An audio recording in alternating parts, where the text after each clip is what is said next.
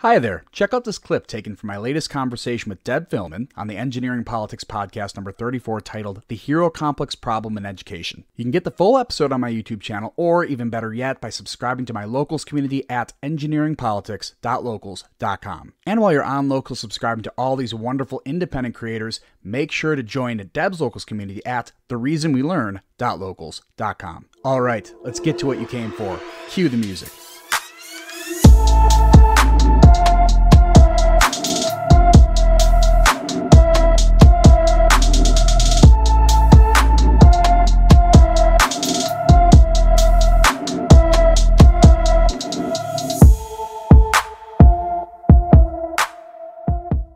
Yeah, and another part of this is understanding the end goals of some of these people.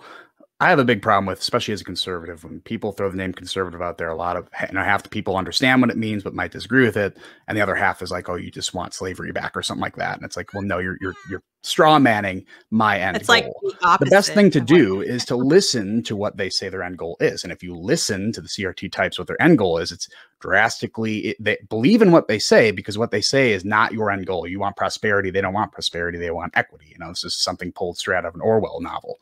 And so to understand that, I've had a really busy work week, and it was really hard for me to like bust out content and stuff like that. But it went really, really fast. And it's because I enjoy the challenge of the engineering, my day job. I enjoy that challenge. But then I look to the CRT stuff, and when I started my content, I wasn't talking about this kind of stuff. I was talking about economics and culture and different stuff like that. And I'm like, this is a challenge to me, but why am I not enjoying this challenge? And I finally thought to myself, I'm like, in an engineering challenge, an engineering problem, we're working toward the same goal. We want this part to function properly in its application.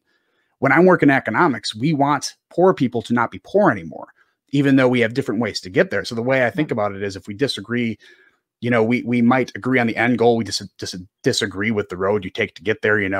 If I want to go to the grocery store down the street, my idea as a conservative is like, okay, I'm going to take the road and just drive there.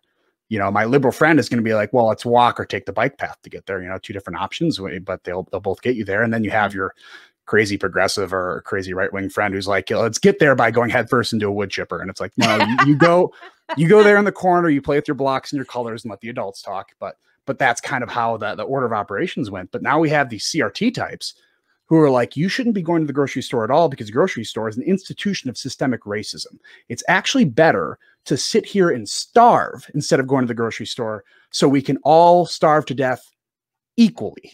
Right. That is what they want. And that is understanding. And they're explicit with this end goal. They don't say we want everyone to be more prosperous.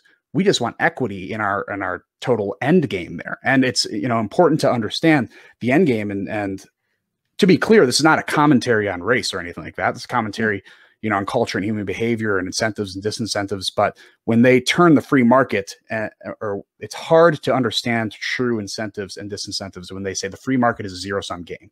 If I have more food on my table, that means you have less food on yours. That is how they teach people. Provably false. I mean, but see, the thing is, Kevin, is like, Thomas Sowell is, to me, like, yeah, okay. But I've heard of him.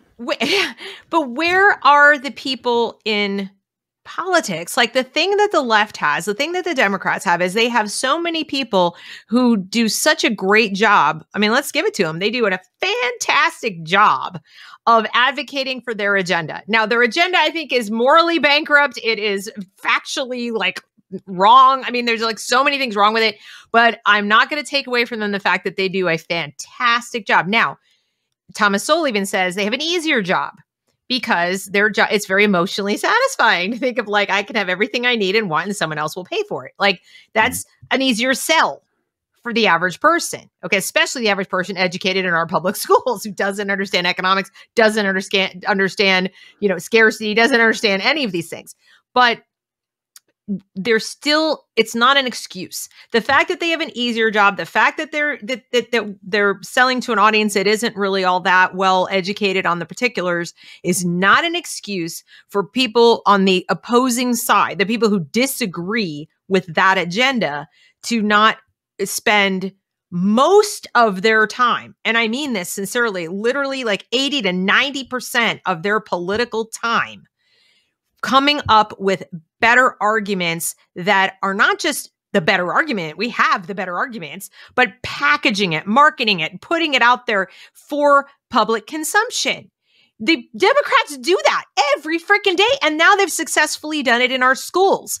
And so what, parents have an uphill battle. The parents who are waking up to the toxicity of this are like, like help. And I'm sitting here daily like, okay, here's what these words mean. And here's what you can say. And here's a principled argument.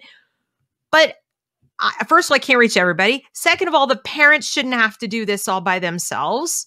The politicians who took their money, and it's not just Democrats who did it either. Okay, it's all of them.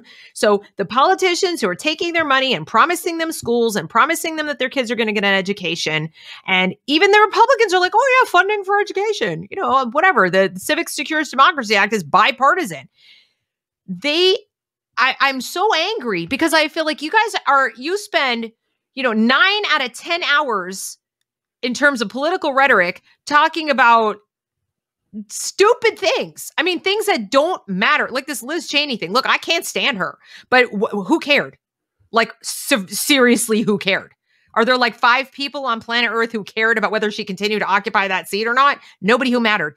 They should have been spending all of their time in the last month making better arguments against everything that's going wrong in this country. But no, instead, Liz Cheney. Or, they're not coming up with better arguments against CRT. And I don't mean validate the need for something with an alternative thing. That's what Republicans always do. Well, let's do this thing instead. It's like, how about let's not do this thing at all? How about this is no place in K-12 education? And I don't see anybody. I mean, the last passionate defense of anything common sense I saw was Rand Paul taking that woman to task over transgendered children and stuff like that. That's the last time I saw somebody really bring it when it comes to defending reason in the Republican Party. And so it drives me crazy because when people say, oh, you only oppose critical race theory because you're on the right, it's a right-wing conspiracy theory, I have to turn around and first of all say, little me, have to turn around and say, no, that's not true. You're gaslighting and you're making a straw man argument and all these things. I have to do it, and all the other people who are fighting have to do it. And I look over to the people who are being accused. The Republican Party is trying to do this, blah, blah, blah. And they're like, crickets, nothing. It's like, hello?